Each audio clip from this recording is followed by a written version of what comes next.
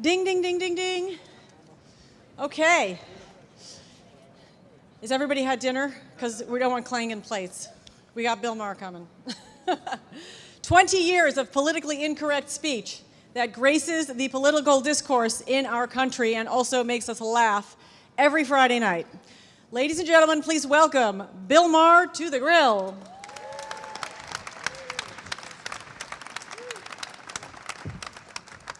Thank you very much. We've got fancy microphones. Okay, so is this it true that Susan Sarandon was in the elevator and I just saw her in the elevator. It must be true. Asked you for a joint? No. Look at how fast a rumor gets started. Okay, well, that was indeed the rumor, and since I'm a I journalist... saw her in the elevator, and quickly a writer's embellishment happened. Damn, it was a pretty good headline while it lasted. Okay, well... So, something I sort of wanted to ask you for a long time is, do you consider yourself a political commentator who dabbles in humor, or a comedian who has sidetracked his way into political commentary? Well, politics was never a sidetrack, but I was always a comedian first and will always be that. And it's been a great It's been a great run on TV for 20 years. I hope it goes on more, but when it stops, it does for everybody, I'll still be able to work the road like I do now. Well, first of all, it's essential viewing in my household on Friday nights, and I can't tell you what the reaction was. I had so many people say they were. It was interesting how excited they were to learn a little bit more about you, because you're usually doing the interview, and now we get to grill you back a little bit. Ask me anything. I am an open book. Okay, here's one. How do you feel about President Obama? You supported him with a very big donation, and he's been something of a disappointment to some liberals. Yeah, I mean, no president, I think, is perfect for everybody, even the people who supported him. And yes, I could list the places where I've had arguments with him, as a lot of liberals have. The drug war, obviously, is one. Keeping up a lot of Bush's programs in the war on terror, we thought that would get better. But I'm also very mindful that he can't do everything at once. You know, he came into office with probably the worst economy any president's come into since FDR, obviously with the Depression. It wasn't just a bad economy, it was a tire fire. I mean, Bush left a flaming pile of dog shit on the White House steps, and this guy saved us from having a depression. I think that's going to be what history writes. He also got health care through. Every president has tried to do that for the last 100 years.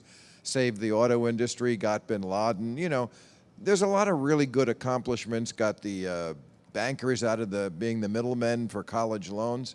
And we're not quite done. And he's dealt with a level of hate and disrespect I don't think any president has ever had to deal with.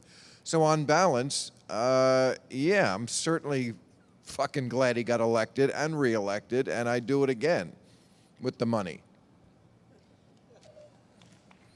Okay. It's a wild crowd you got here, by the way. These people are... Not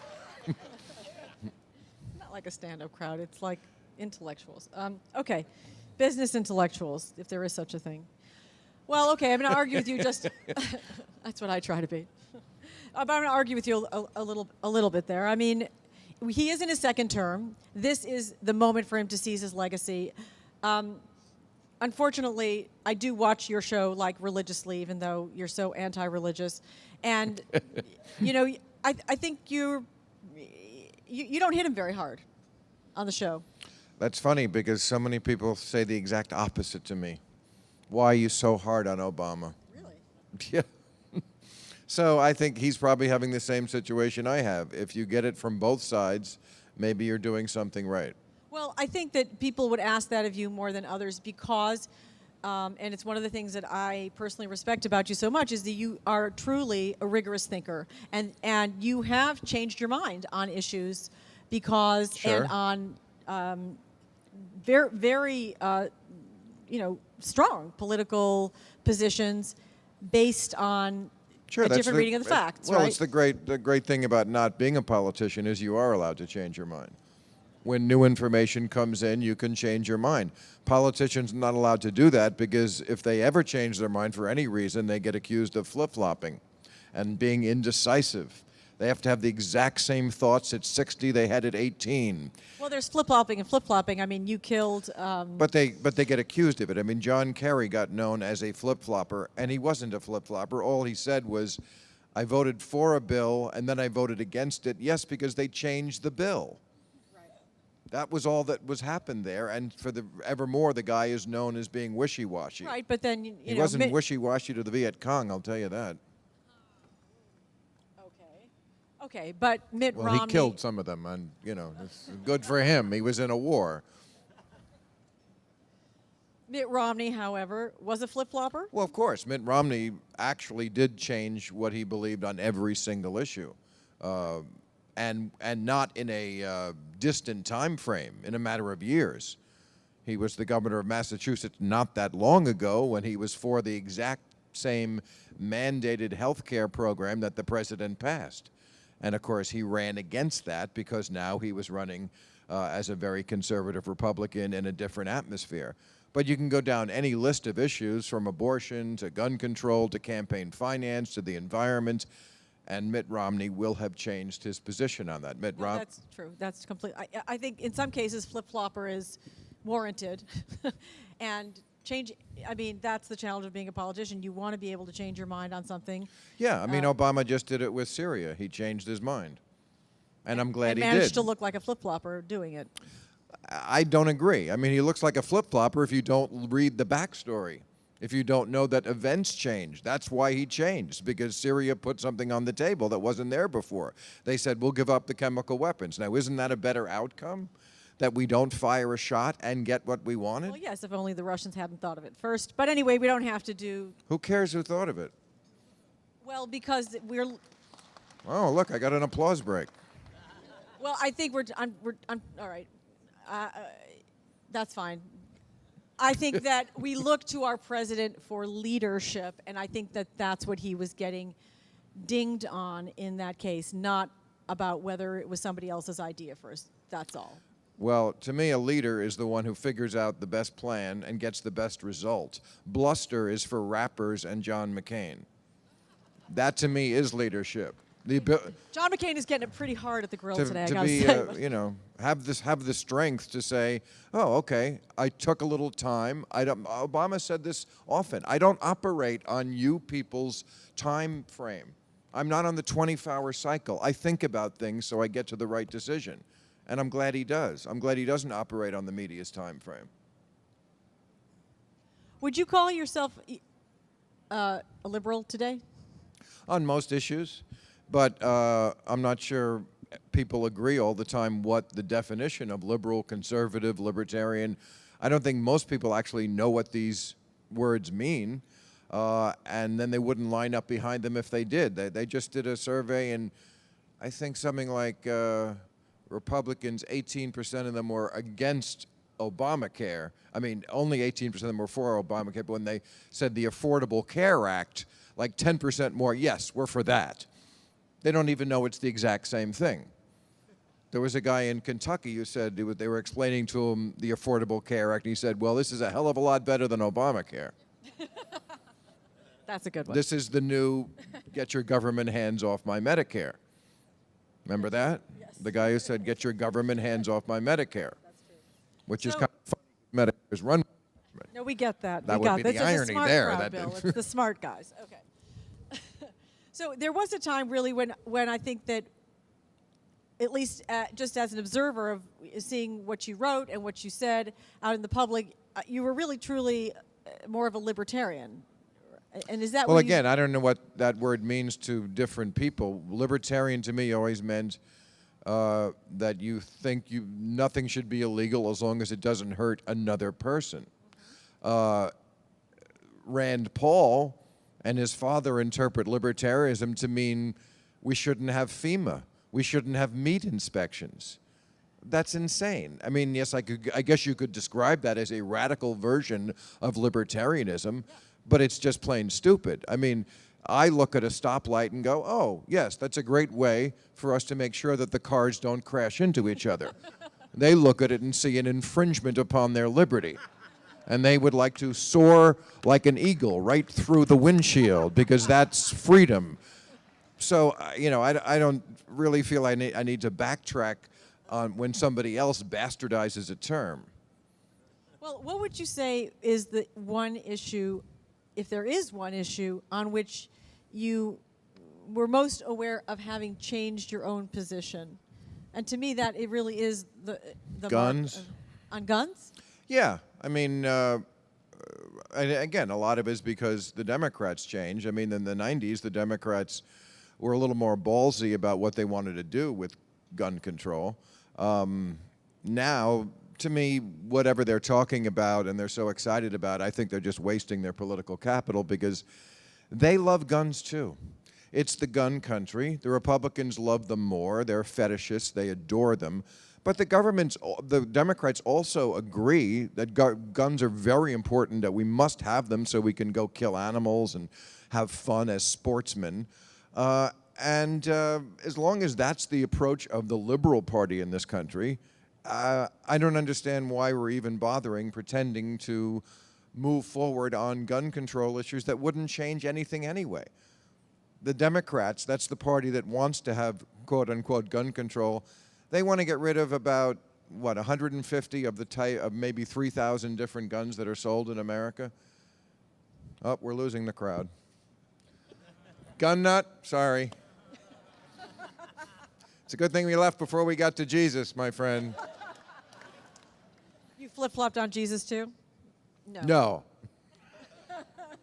Always been a fan. Okay, so you used to be pro-gun?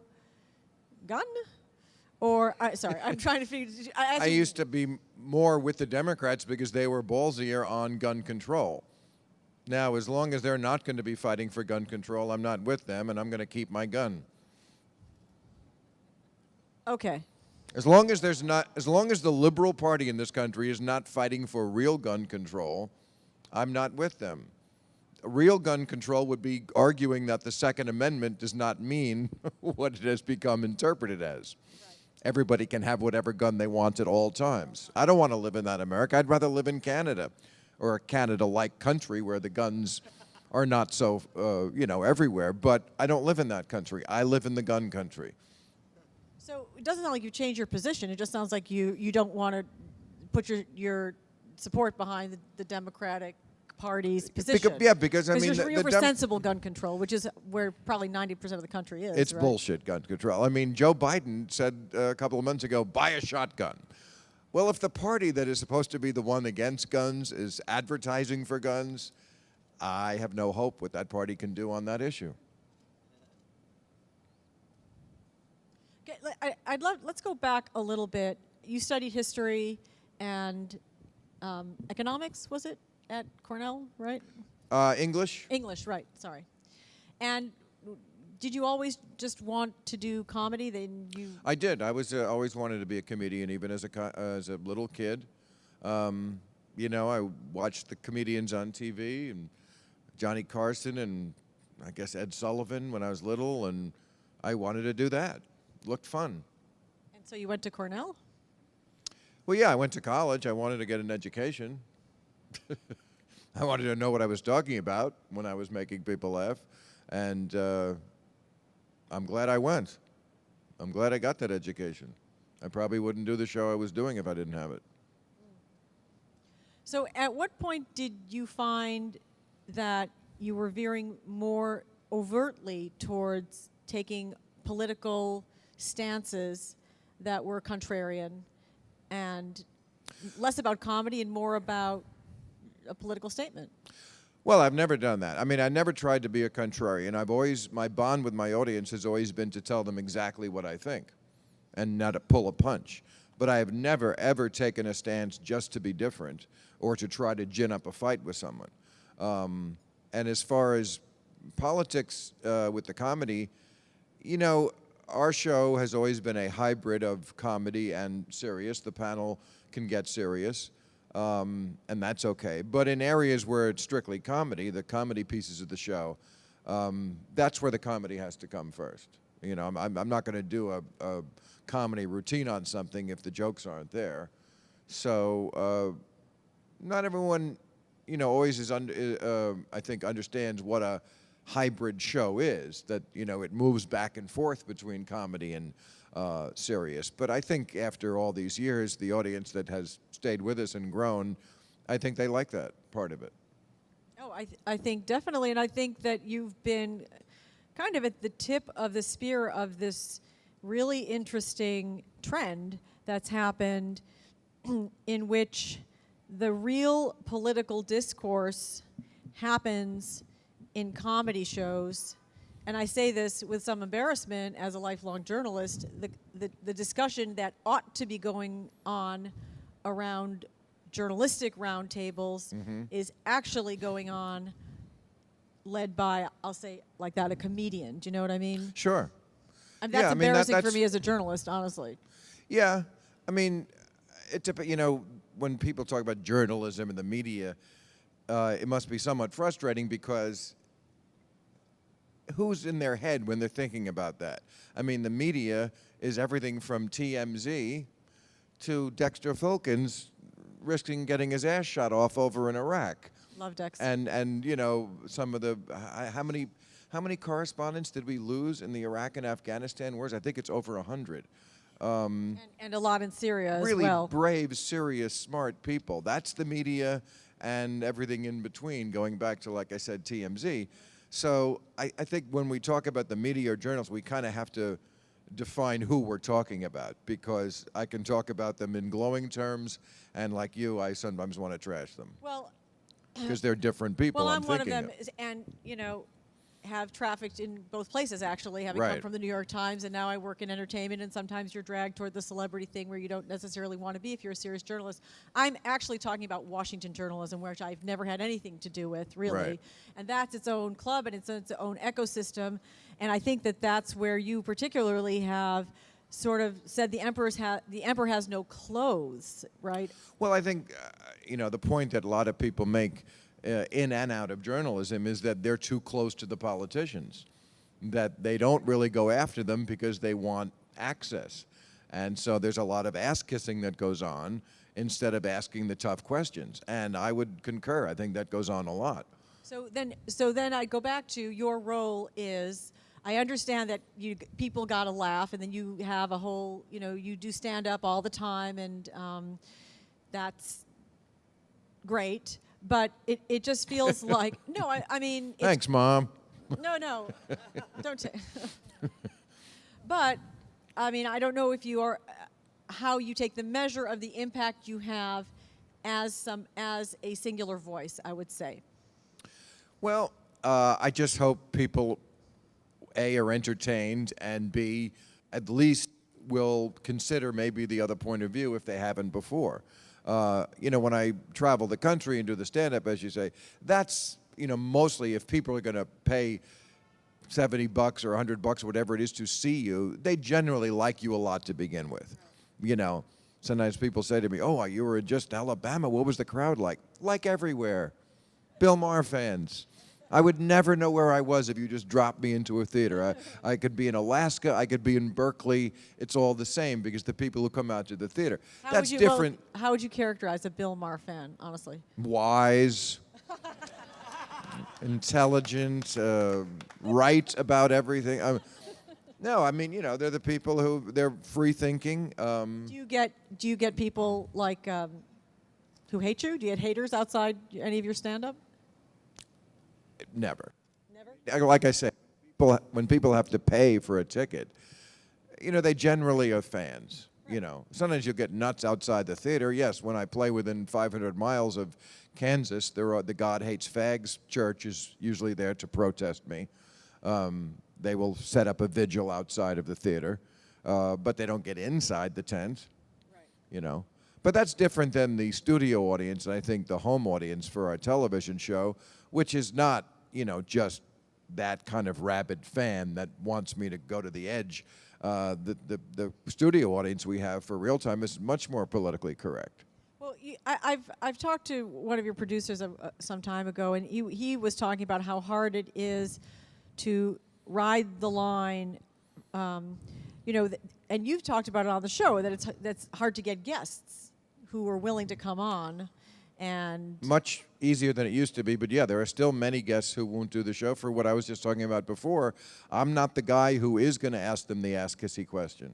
I'm not there to burnish their image, and they know that, you know. And so, yeah, it's sometimes hard to convince people who only want to be adored to come to my show. Right. And because you may not be. well, and in fairness, if you're right of center, you feel like you might get beat up. Well, actually, we've for years have now tried to book the rule, not always, a conservative with another conservative, so they're not ganged up on. It does not always happen that way, but mostly we try to even it out. Now, of course, what I can't control is that the audience is a liberal audience.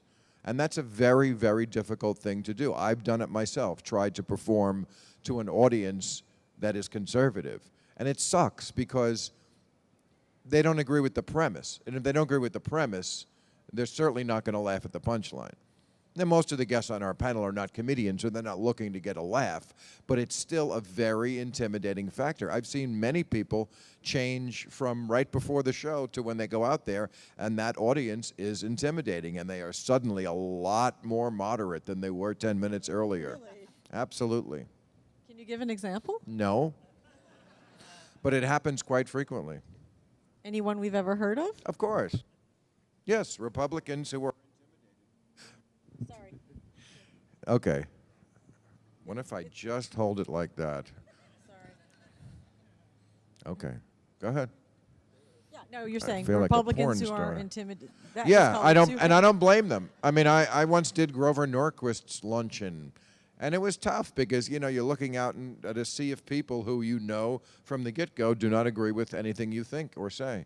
So I have the utmost respect for Republicans who come on my show, stick to their guns, and are not intimidated by the rabble. Was there ever a time that you might have been on the same side as Grover Norquist? Of course. Less taxation or no taxation or I- too much government I interference? said this year that the Democrats could lose me. I didn't mean they could lose me like permanently on every issue, but you know, there is a point where they can ask for too much, absolutely. There are many issues where the Republicans are the ones who changed. Healthcare is a great example. I mean, in the 90s, Obamacare was their plan. Right. That was Bob Dole's plan. So cap and trade is another one. It used to be the Republican way to handle the environmental problems we have was cap and trade. Now that's the Democrats' plan, and the Republican plan is deny it and pretend it doesn't exist. Do politicians try to curry favor with you? Sure, some of them, yeah. They call you and... Well, I don't know if they call me. I don't think they have the ability to do that. But, I mean, when I run into them, sure. Yeah. I mean, I think all politicians want as much favorable coverage as they can get.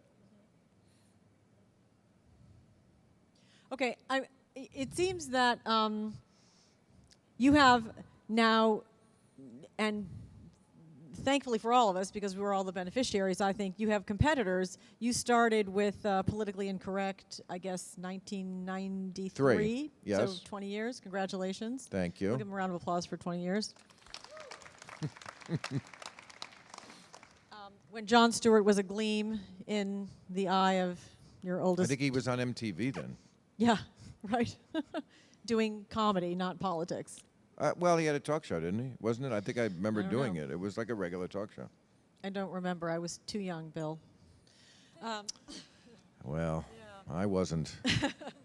But now you kind of have you do have competition for that particular niche, right? Of like political humor, political satire, that he does very successfully. Stephen Colbert does very successfully, and then you have to find a different way into it on Friday after they've done it Monday, Tuesday, Wednesday, Thursday. Not really. I mean, first of all, I don't know if there are enough shows on politics. There's many more shows that are singing contests, aren't there? There's a few shows. I don't know why people can't enjoy all of them, and many people do. And but I certainly never worry about covering it the same way they do. I mean, they're much more predictably liberal on things, and they just don't go places I go. They're not atheists, you know. They're not potheads. You know, they're just different kind of show. Child lovers. Yeah, they're child lovers, breeders, exactly. Breeders. So Oh, yeah. I mean, there's some crossover, but I think they're very different shows, and you know, my audience always tells me that. Okay, well, they are. But we're more alike each other than we are any of us like Dancing with the Stars, if that's what you're. Yeah. Yes, that was the other comp I was thinking of. Yeah. So is it ever frustrating for you that they get a lot of attention? I'm not saying you don't get a lot of attention, but you know they're in the water cooler conversation. You know, Jon Stewart seems, you know, to wake up and win an Emmy all the time, although Stephen Colbert did win last night, and you're nominated consistently. I think you've been nominated for 32 Emmys, right? Correct. Yeah. So is that ever frustrating for you? I think it was years ago. I mean, at a certain point, you understand that if you're going to really be the brave one, you're going to piss off too many people to win the awards.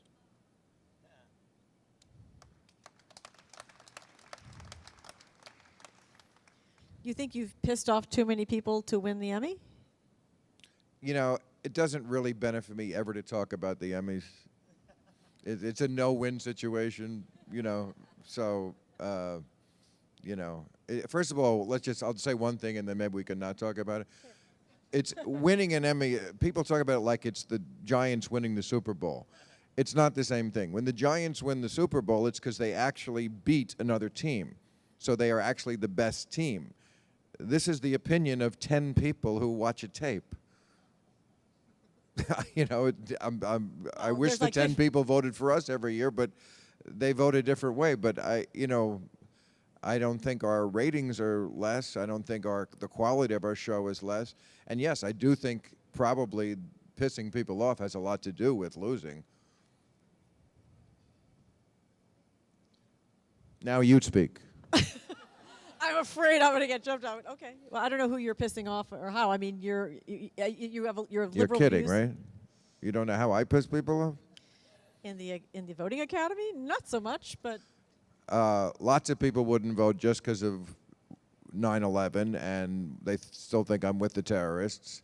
Lots of people hate it when you make fun of religion because it's a religious country. Just those two things, you know. I thought we were all godless liberals in Hollywood, but I could be wrong about that. Not so much. It's a religious country. Let me ask you, since you brought up the 9/11 question, which of course to me was a watershed moment that you said, just to remind our audience at the time, that the 9/11 terrorists, you were agreeing with someone on your show at the time, Politically Incorrect, that the terrorists weren't cowards for having flown their jets into the World Trade Center, and you immediately became a magnet for this incredible hostility, and as if you had said something deeply unpatriotic or something, and the show was canceled, right? Not immediately, but you know.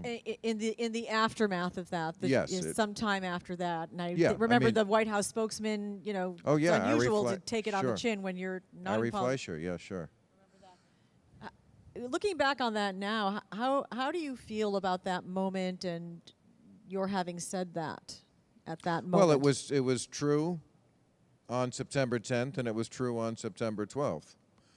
And, you know, it wasn't that long. I'm talking like a few months afterwards when lots of people came around to writing and saying it was true.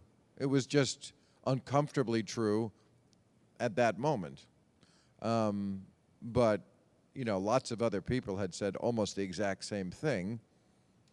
It actually wasn't even you who brought it up. It was your guest who had said Condoleezza. Well, he said... It was Dinesh D'Souza, right? Yeah, he said they were warriors or something like that, and I concurred and said, right, you know, you're not cowards when you stick with the suicide mission. Anyway, it's not even a controversial statement. It has no moral dimension, and it's just a statement of fact, really. But, you know, this is not a country that does well with blatant truth,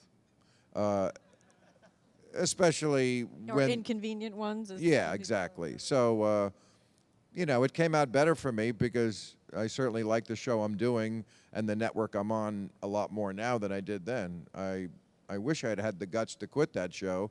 I mean, we've been on 9 years with Politically Incorrect. It was fun. It was a cute show, but I should have been moving to the next level on my own instead of having to get fired to do it. You wish you would have quit that show? Yeah, I think if I had the balls, I should have just, instead of waiting for that moment, should have went, yeah, you know, this Politically Incorrect is a cute show, but it's only a half hour with 4 guests, none of them who have to have a brain in their head, trying to talk politics. I should have kicked it up to the level where we're at now, which is a much better show. But I didn't have the guts, and I was on ABC, and it was fun, and I was having fun, and so, you know. But you know what? When God opens one window... I want to ask you about this show on HBO that you produce that I find really interesting, Vice. Correct. It's a really... Vice fans, yes. It's the first really new way of doing news that I have seen since I can remember. Can you tell us a little bit like how you got involved in it and why? Well, I take no credit for that show. I mean, you know, I'm an executive producer, and I try to help them in any way I possibly can, but they're the ones who have the guts to travel to these godforsaken shitholes around the world, and that's what's the fun of the show for the viewer, is that you are seeing a world, because Americans are very myopic, you know. They very often don't even know what's going on in their country. They only know local. You know, most cities have like 2 hours of local news that outranks, you know, in the ratings when the nightly news comes on, and even the nightly news only has 1 slug of real news before you get to the bullshit about the one-legged skier. So, as far as like what's going on in the rest of the world, they are really clueless. So it's just such an eye-opener for people to see conditions and events that are happening in other parts of the world that they had no idea about. And these guys, they're just so brave. They get all the credit. I mean, to even go to some of these places. How did you get involved? Well, you know, Vice was a magazine and a website, and they were doing very well, but they wanted a broader platform, and they came to HBO. And HBO, in that meeting, both of them said, you know, Bill would be a good natural person to sort of like shepherd you into the television arena so that he could take some of his expertise, because he's been in television for this long, and try to make this into more of a TV show than what it is now. But again, I mean, these guys get all the credit. I am. So do you have any involvement with it, or? Well, yeah, I have plenty of involvement with it. I just don't go to those places. You don't go to North Korea with Dennis Rodman. No, but I look at the footage. That's a great segment. No, I look at the footage when it comes back. I try to shape it with them. But you know, again, I am not the brave one traveling to you know, the oil fields of Sudan, which, you know, these guys, the more dangerous a place it is, the more they want to go. They're crazy. Well, it's very interesting for me as a former foreign correspondent to compare their version of doing Tahrir Square and the version you'll see on CNN or NBC News. It's interesting. You don't necessarily learn something different, but you know that it's going to engage certainly young people in a way that NBC News has no idea how to do. You know, so no, when HBO was trying to decide whether to pick it up, and somebody in the meeting said, well, it's kind of like a 60 Minutes for the new generation. And I said, are you kidding? That the 60 Minutes for the new generation would have been in 1980. They needed a new 60 Minutes generation. We've skipped like 4 generations. I mean, between Shane on Vice and Bob Schieffer is at least 78 years. Difference. I mean, yeah. I mean, it's amazing that nobody did a show like this earlier. A kind of a hip 60 Minutes. Well, it's a little bit out there, and I don't know what the insurance issues are involved or what. But okay. All right. I want to ask you one-word reactions to the following. Oh, jeez. Or no, just, sorry, gut reaction. Doesn't have to be a word. Oh, Okay. good. Okay, here we go. Drugs. I like them. Porn. Never been a giant fan. I've never, ever looked at a porn site on a computer. Children. But I like sex. Children. Children are our future. Teach them well and let them lead the way. That's what I say. No, I've never had that chip in me that wanted children, but I sure see it in a lot of people.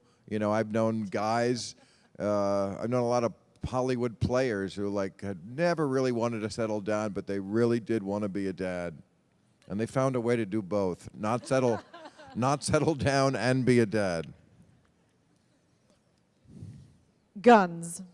We covered guns. I know, but it was on my list. All right. Okay. Well, interviewers have to roll with that, Sharon. True, They that's have true. to like. That's true. I can learn from you. So, do you know who you're going to... Are you supporting anybody yet for the 2016 election? We don't know who's running. How Well, could I support? Well, let's- obviously it's going to be Hillary for the Democrats. Right. I can't imagine that there'll be someone, considering what's happened to the Republican Party, that would be preferable to me to vote for against Hillary, who is much more of a centrist, I think, than Obama, much more of a hawk, although he's pretty hawkish. I'm not giant fans of the Clintons, but compared to, again, the Republican Party, it's not even close. So I'm guessing it's going to be Hillary versus, the interesting race will be within the Republican Party, because there is that civil war going on between the potty-trained Republicans and the people from the Tea Lagoon, and we'll see who it's either going to be Chris Christie from the old school, or one of those new ones like Ted Cruz or Rand Paul. So Couldn't a Bush make another appearance? yes, Bush is an old school type of Republican. Jeb Bush, yeah, he may very well run. And when have we ever had a bad experience with a Bush? But one might wonder if there's, the Republican Party seems in such a bad place that at some point they'll need to remake themselves into a political force that's more in touch with. You would think more so, but mainstream. we've been saying that for quite a few years now. And I don't know, maybe they don't care that much anymore about winning the White House, and they just want to be a congressional party, because the way the districts are gerrymandered, they can hold on to the House probably for a very long time. They control the House handily, and yet in the last election, they lost. If you look at the total number of votes, more House votes were cast for Democrats. But because of the way the districts are gerrymandered, they were able to keep those seats. So they don't really have to worry about pleasing the majority of the American people, and they don't worry about it. One thing they fear about Obamacare, probably the main thing they fear about it, is that people like it. And it's working. It's bending the curve in the right direction economic-wise already, which is the reason why we passed it. And they're afraid that once people, taste this heroin of health care, they're not going to want to give it up. Well, of course they're not. People like to not be sick. It's a crazy thing with human nature. Is there any circumstance you could conceive of in which you yourself would run for office? Of course not. I'm the last person who could ever win office.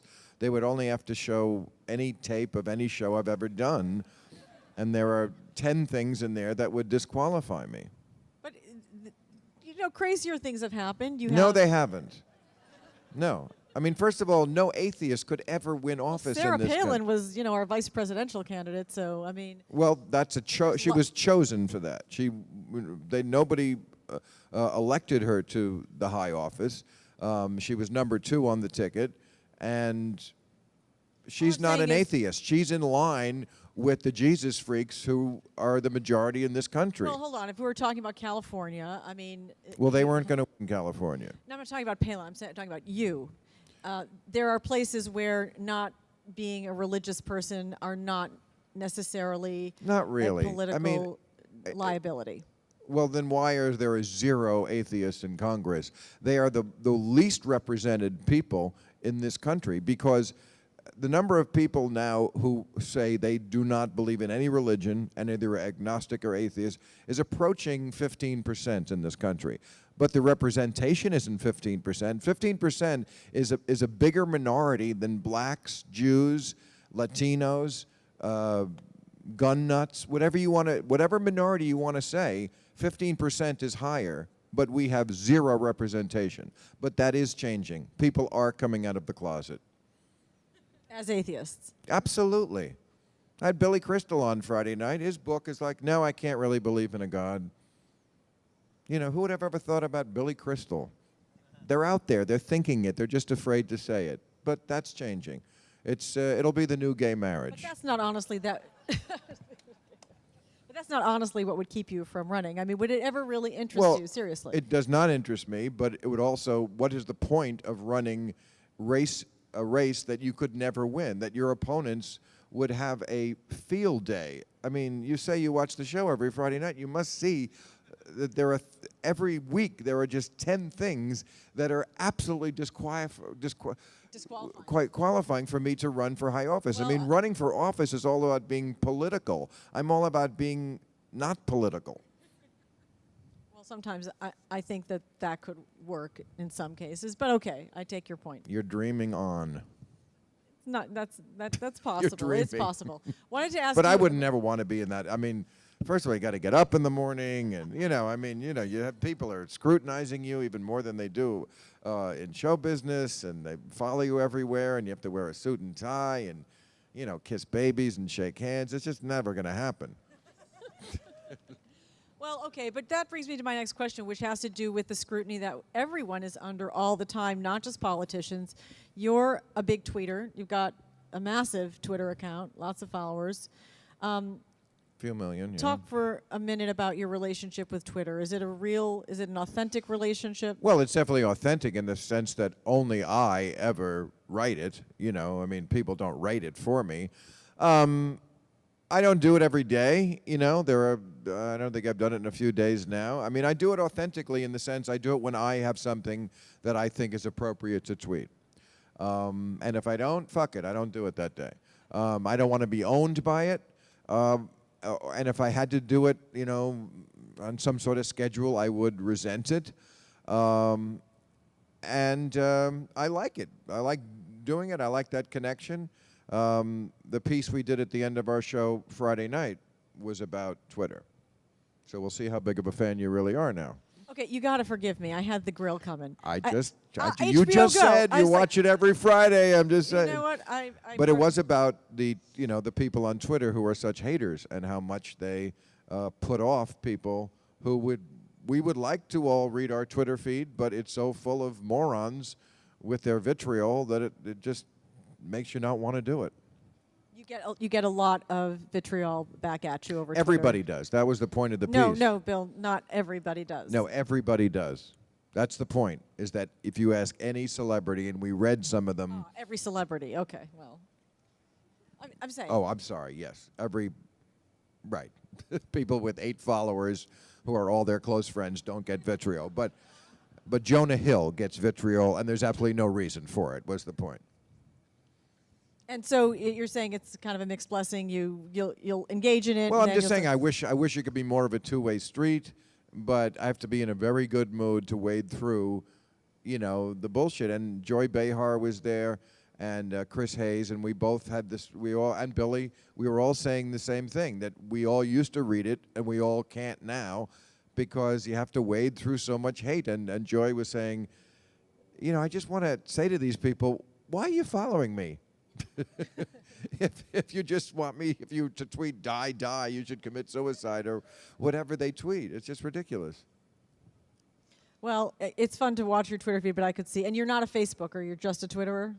Yeah, I don't understand Facebook. I mean, I don't need it. There's a thing called Pinterest too. You might really like that. What's that? Pinterest. Pinterest. No, I don't know what that is. It's for ladies who like to pin stuff. to their digitally. Oh, I see. Women, mainly. No, I don't. I don't. I mean, Facebook. I mean, why would I want to keep up with people who I cut off purposefully? You know, like people from high school, and you know, I mean, I just want to do that. I mean, if I want to relate with somebody, you know, I'd see my friends. I love my friends, but I don't feel any need to relate to them on Facebook. I just don't get it. I really don't. I don't get the whole thing that you have to like share everything in your life with, like, you know, maybe it's an age thing, but you know, I mean, the idea that before we had this technology, you know, I'd rush over to your house with a picture that I took yesterday. Hey, Sharon, look at this picture. It's me yesterday. Or not, yeah. I'm late. I got to go run this picture over to another guy's house I know and show it to him. I mean, just because I can do that electronically, there's no attraction for me. I don't get it. So would you say that the show you're doing, Real Time with Bill Maher, is that the most fun you've had? I mean, is that sort of really, you've created that I love alchemy my of- job. Yeah. I mean, I think stand-up is the most fun I have. I mean, that to me is still the pinnacle of just having the most fun you can have, because it's all comedy. I mean, it's all, you know, laugh out loud comedy for 90 minutes. And, you know, the crowd is crazy, amped up, and it's just fun. But the show's fun because it's different every week. You know, it's different news and different guests and a real challenge. I mean, it kicks my ass every week working on it. But that's the great thing about doing a once-a-week show, is you can try to make it into a more polished, you know, gem of an entity. That's your goal.